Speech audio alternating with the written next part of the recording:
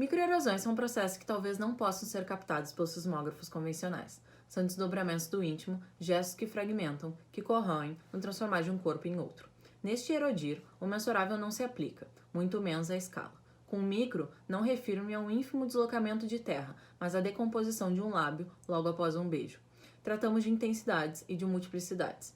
As microerosões, assim, são as maquinações erosivas do desejo.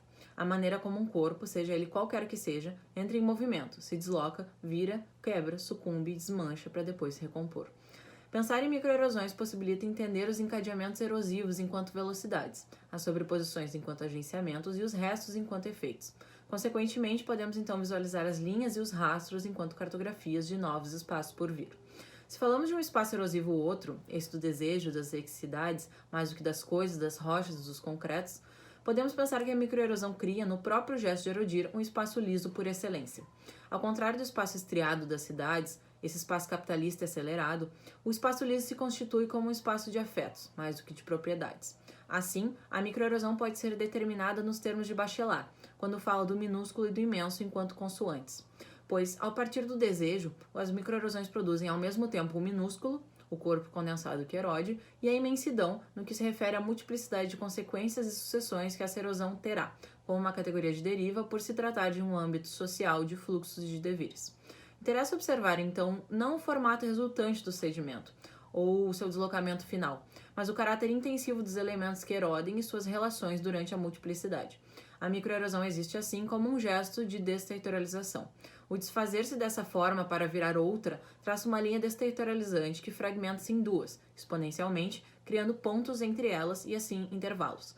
Ao contrário da erosão natural ou antrópica, que produz estriamento pela ordem cristalizada montanha, erosão, sedimento, uma linha entre pontos, a microerosão foge das previsibilidades da fragmentação ao ser um processo inventivo, mas também por tratar de matérias que não necessariamente são físicas, dadas ou visíveis. O que observamos na microerosão são as velocidades e as temperaturas. E é por isso que, sendo rocha ou pélio que erode, interessa na microerosão o processo de composição do resto, do rastro que se deixa no vir a ser areia ou poro, o rastro som ou o rastro cor, ou o rastro buraco ou o rastro pó. São esses efeitos do processo que organizam as linhas, numa dança entre as possibilidades da mutação, percebidas então não pelo tamanho ou pela medida, e sim pela sua frequência e ressonância, pelo atravessar de ecos e latências, ou seja, pela sua formalização de conteúdo e de expressão.